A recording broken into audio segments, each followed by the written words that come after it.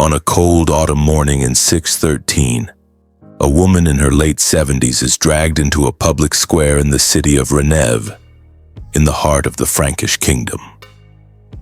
Her face, once admired for its extraordinary beauty, is now scarred by decades of war, intrigue, and relentless survival. Her silver hair, once golden as the sun, is now shaggy and dirty from months of torture and confinement. This woman, who ruled 3 kingdoms as queen and regent, who set entire armies in motion with a simple command, can now barely stand as the bloodthirsty mob screams insults around her. Her name is Brunhilda, former Queen of Australia, and on this morning she will face one of the most brutal deaths ever recorded in the history of European monarchs.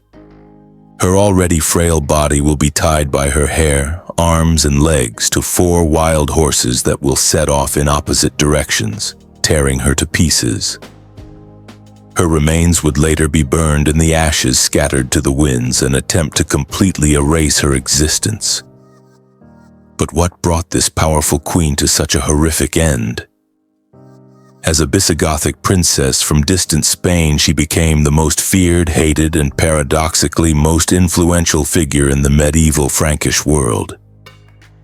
To understand Brunhild's bloody fate, we must go back more than 50 years to her birth in the Visigothic kingdom of Hispania, present-day Spain, around 543. The daughter of King Atanakild and Queen Goswinta, Brunhild was born into a world on the brink of collapse.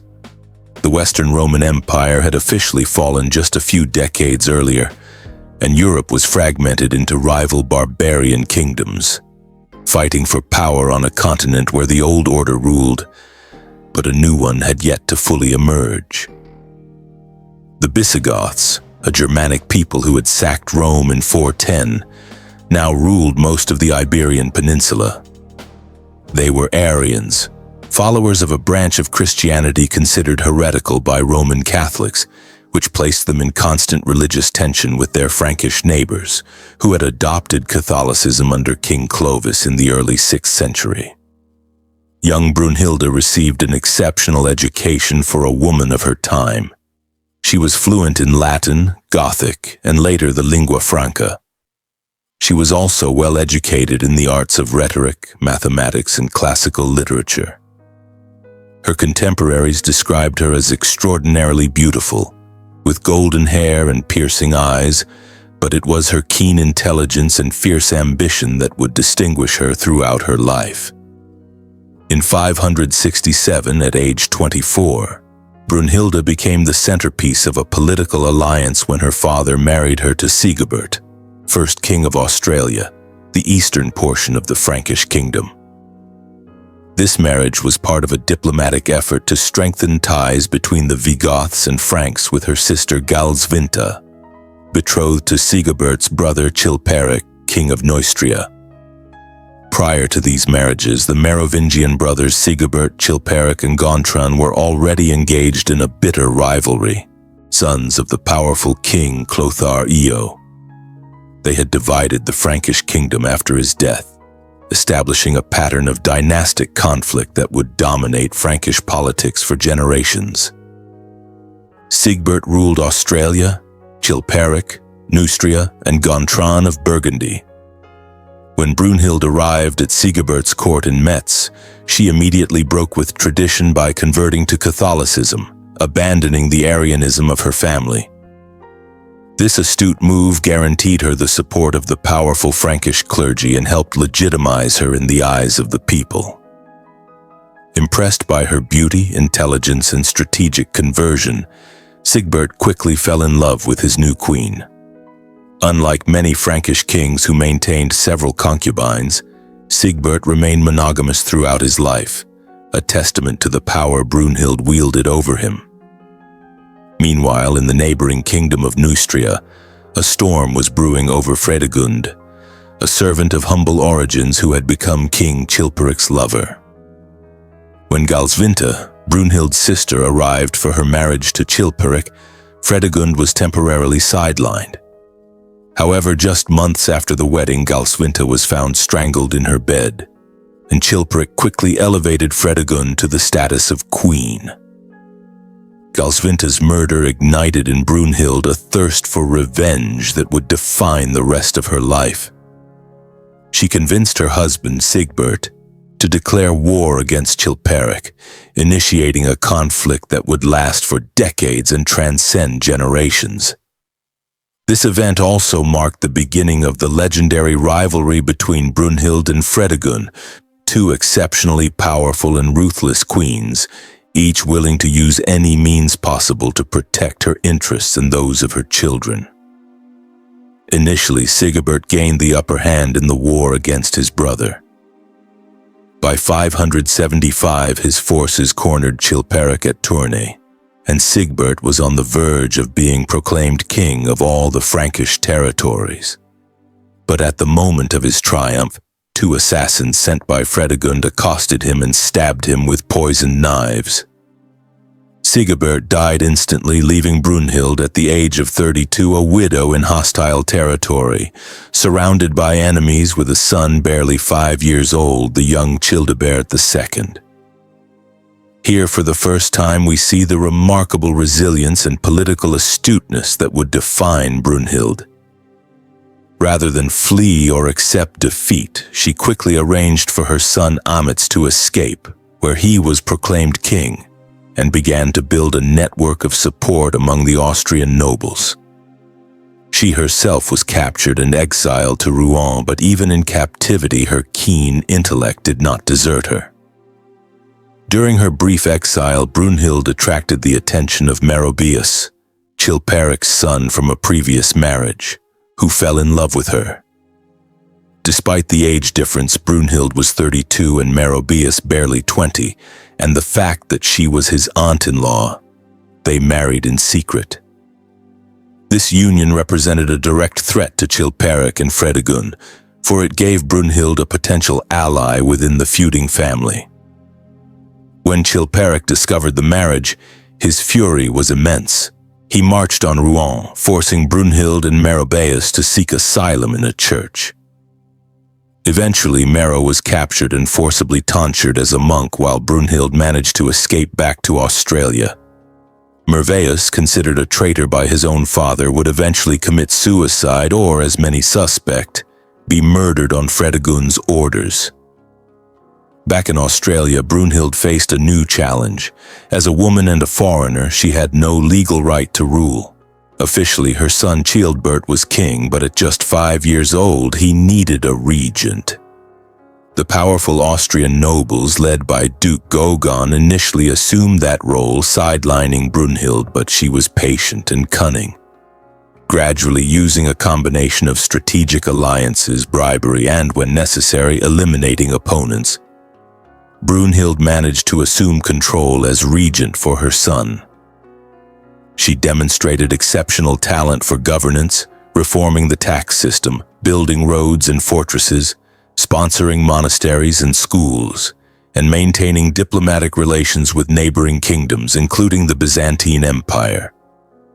Her letters to the Byzantine Emperor Maurice and Pope Gregory V reveal a sophisticated political mind and a deep understanding of the complexities of European geopolitics. Gregory in particular praised her upright faith and zeal for good works, although as we shall see, this favorable opinion was not to last.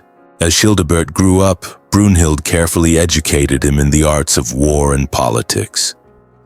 When he came of age, rather than relinquish power, Brunhild remained her chief advisor, effectively co-ruling Australia. Together, mother and son established an alliance with Childebert's uncle, King Gontran of Burgundy, who, with no surviving sons, named Childebert as his heir. In 584, Chilperic of Neustria was assassinated, possibly on the orders of his own wife, Fredegund, who feared she was losing her hold on him. With Chilperic dead, Fredegund assumed control of Neustria as regent for her newborn son, Clothar Secundus. The rivalry between the two queens regent intensified, both launching armies against each other in bloody battles that transformed the Frankish kingdom into a permanent war zone. When King Gontran died in 593, Childebert, now 23, inherited Burgundy, uniting it with Australia and becoming the most powerful ruler among the Franks. It seemed that Brunhild had finally triumphed over her arch-enemy. But fortune, that capricious goddess so feared by the ancient Romans, was about to show her cruelest side. In 596, under suspicious circumstances, both Childebert and his young wife died suddenly, most likely from poisoning.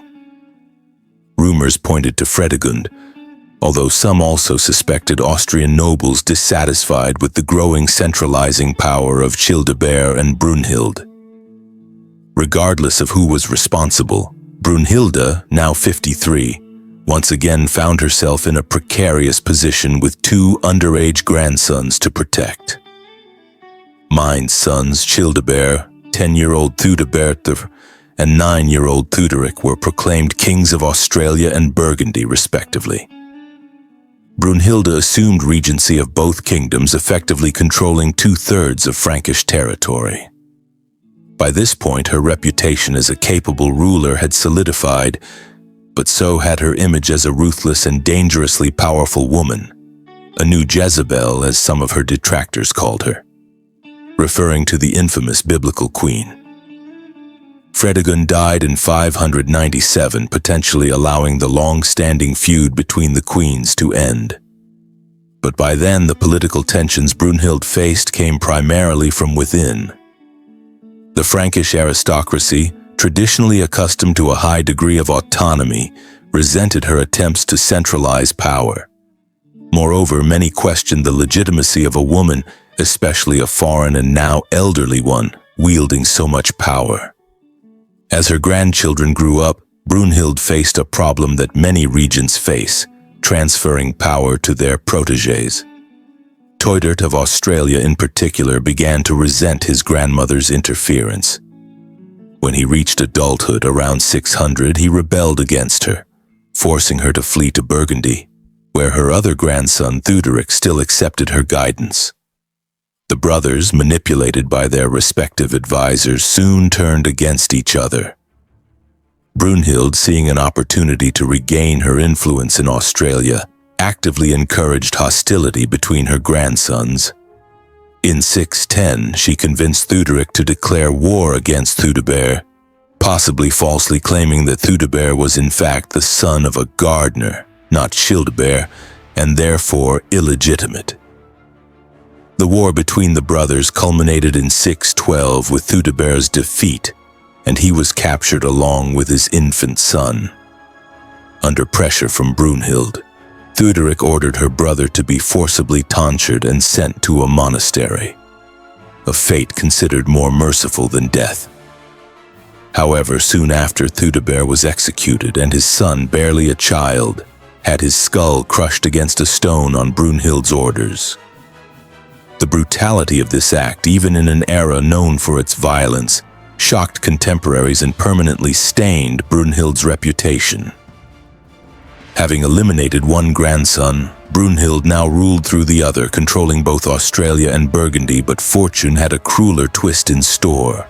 Just weeks after her triumph, Thudebert died suddenly of dysentery, leaving 4 young sons, all still children.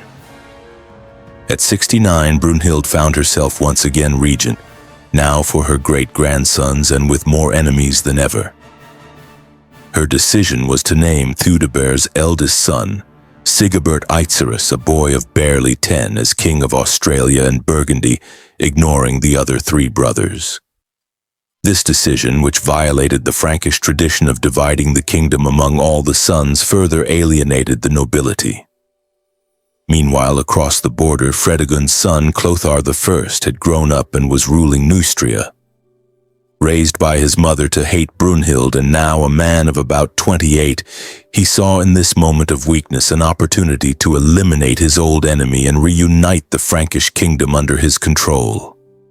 Clothar formed an alliance with leading Austrian and Burgundian nobles, including the powerful mayor of the palace, Guarnacario, who had been publicly humiliated by Brunhild. Together they marched against the armies still loyal to the old queen. In the decisive battle, Brunhild's forces were betrayed by their own commanders who defected to Clothar's side. Her great-grandsons were captured, 2 were immediately killed, and the 3rd was exiled. As for Brunhild, she attempted to flee but was captured near Lake Neuchâtel in present-day Switzerland. The son of her arch-enemy now had her in his power, and his revenge would be terrible. For 3 days, Brunhild was tortured and publicly humiliated, riding backward on a camel and paraded throughout the military camp. Clothar personally accused her of having caused the deaths of 10 Frankish kings. An exaggerated accusation, but one that reflected the fear and respect she inspired. In the mock trial that followed, she was found guilty not only of multiple regicides, but also of witchcraft and debauchery. Standard accusations against powerful women throughout history. On the morning of October 13, 613, Brunhild faced her execution with the same indomitable strength she had displayed throughout her life. Condemned to the most terrible death her captors could imagine, she was taken to a public square in Renève. There, before a crowd of soldiers and nobles, the queen who had once ruled most of Gaul was tied by her hair, arms, and legs to 4 wild horses. At Clothar's signal, the horses were whipped off in opposite directions. For a moment they struggled against the knots, and the aging queen's body was suspended in the air, stretched to its limit. Then, with a horrible sound of rending flesh, the horses departed, each taking with them a piece of the once powerful Brunhilda's body. Her still pulsing remains were thrown onto a bonfire and reduced to ashes, which were then scattered to the wind in an attempt to deny her even a grave where her followers could venerate her memory. Thus ended the extraordinary life of Brunhilda of Austrasia, a life that spanned 7 decades and witnessed her rise from foreign princess to de facto ruler of 2/3 of the Frankish kingdom. She outlived a husband, a son, 2 grandchildren, and saw her great-grandchildren briefly on the throne before her final fall. Following his victory, Clothar II reunited the Frankish kingdom and ruled for 16 years.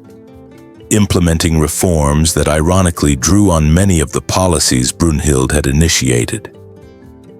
The Edict of Paris, which he issued in 614, established greater autonomy for the nobles, the very thing Brunhild had fought against. But it also codified many of the administrative and legal reforms she had introduced. In the years following her death, Brunhild's reputation suffered a systematic campaign of defamation. Chroniclers linked to Clothar's court portrayed her as a malevolent, power-hungry, and sexually depraved witch. Bishop Gregory of Tours, who had previously praised her piety and governmental ability, saw his chronicles edited and reinterpreted to emphasize the negative aspects of her character. History, as always, was written by the victors. Yet even through this negative propaganda, Brunhild's greatness cannot be completely obscured. The surviving documents of her long reign reveal a remarkably effective ruler who kept civilization functioning in an age of chaos. The Roman roads she restored in Gaul were known as Brunhild's roads for over 1,000 years after her death, a lasting testament to her impact on the kingdom's infrastructure. What makes Brunhild's story so fascinating is not just its horrific ending, but the fact that she defied all expectations and limitations imposed on women of her time. In a world dominated by male warriors, she ruled through intelligence, cunning manipulation, and sheer force of will. Her ability to survive and thrive for decades, facing betrayals, defeats, exile, and devastating personal losses, reveals an almost superhuman resilience. Her rivalry with Fredegund, another woman who refused to accept the limitations of her gender and social background, produced one of the most extraordinary conflicts in medieval history. These 2 queens, through the sheer force of their personalities, directed the course of Frankish history for over 4 decades, demonstrating that even in a deeply patriarchal society, power could be wielded by those determined enough to seize it. Brunhild's brutal death, tied to 4 horses and literally torn to pieces, reflects the profound fear she inspired. No other Frankish monarch ever received such a spectacularly cruel punishment, an indication of the threat she posed not only to Clothar's rule, but to the entire patriarchal order. To eliminate Brunhilda, it wasn't enough to simply kill her. She needed to be completely obliterated, her body destroyed, her ashes scattered, and her memory permanently tainted. Despite all efforts to erase her legacy, Brunhilda of Austrasia remains one of the most powerful and fascinating figures in medieval European history. Her life, marked by ruthless ambition, political cunning, and cruelty when necessary, offers a unique insight into the inner workings of power in early medieval Europe, and her terrible end reminds us of the consequences that often awaited those who dared to challenge the conventions of their time, especially if they were women. As the 4 horses set off in opposite directions, taking the aging queen's limbs with them, a startling chapter in Frankish history closed. Brunhilda of Austrasia, the queen who had so long defied her enemies, finally met an adversary she could not defeat. Time itself, as it eventually emerges, betrays even the most powerful and resilient among us.